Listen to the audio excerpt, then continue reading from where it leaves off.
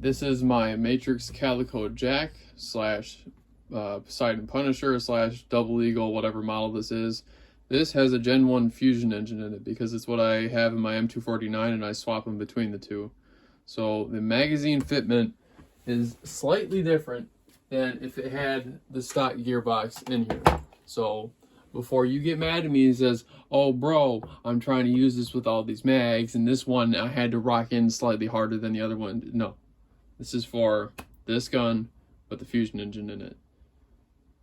If they also work with the stock gearbox, then that's cool. I know for a fact when I was testing this as an AG, the EPM1 did fine, and the Lonex high cap did. Lonex high cap worked, and these are Lonex real caps, the 30 rounders. Those also worked.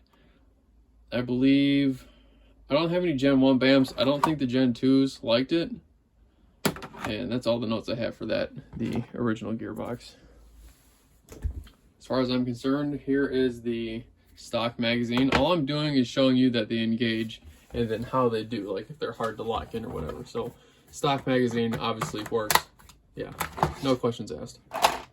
This is a Gen 2 e-bike BAMF. You have to push it in, you have to rock it a bit, and then it goes in, falls out with some wiggling. This is a 30 round Lonex reel cap. Locks in nice, does not drop free. PTS EPM. Nice, locks in, drops. Hex mag. No resistance. Doesn't drop. This is a Specna Arms mid cap. Goes in. Doesn't drop. G&G high cap. Goes in, no problem. Does not drop. This is a Vulcan Infinity flash mag. Does not drop. Lonex high cap. Does not drop. PTS EPM1. Goes in, no problem. Does not drop. Lancer Tactical, this is like a 70 round mid cap, short. Goes in, you gotta press it up a little bit in there. Does drop. My initial impressions of this gun were quite poor. It was, let's see, wouldn't hop a 2.5, and it was getting about 3/4 of a joule with the 2.5, with the hop up all the way maxed. I'm going to attribute it to the barrel. Now, if you look in here, it's got this weird, like, feeding ramp type cut in it. It's not on any part of the barrel. See, there's the top of it. Here's the bottom of it. It's got this weird cut. On the Poseidon Punisher that I reviewed a few months ago, it had this same cut in it. I don't recall it having the same power problem, but this gun certainly had that problem. Other things about this gun are you cannot change the stock. The profile of this stock meets the profile of this receiver. There's no standard post with, you know, like this, the full circle with the rectangles on the side. It doesn't have that. These are matched to each other. So you can't, like, for instance, the 3D printed stocks that I make, you couldn't put one of those on here. It doesn't have this shape on it. The orange tip was easy to take off. It didn't have that much glue on it, and it's held in with a set screw instead of a pin, so I like that. The stock bucking has lubricant on it. It's similar to a PDIW hold where it has a, I wonder if I could get that on camera.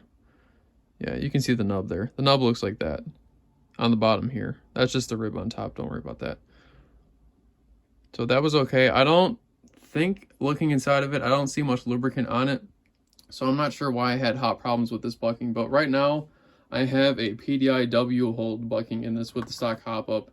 And then I'm using a Primi 603 barrel that I cut so I could have a better barrel than that piece of shit brass one that was in there to begin with. And then I'm using a nub from a VFC Avalon in here, and I'm getting some good consistency with that. Other notes on it, the motor height set screw had red Loctite on it, and that was a pain in the ass to get out. Normally, I don't bother putting the motor plate back on with HPA builds, but for this one I did, and I discovered that there's red Loctite. That normally doesn't need to be a thing. You should be using blue Loctite, or the vast majority of airsoft guns, there's nothing on there at all. I could not put the original trigger pin, body pin, whatever you want to call it, into the fusion engine. It was, the size just wouldn't line up. For those of you that haven't watched the Poseidon Punisher teardown yet, when you are tearing this gun down and trying to get this pin out, if you just try to turn that hex key, the entire pin is going to rotate. You have to look down on this side. There is a hole in this pin that you have to block. Like you put like a poker, some tweezers in that hole, and then that locks this body pin from spinning, and then you can turn this hex key.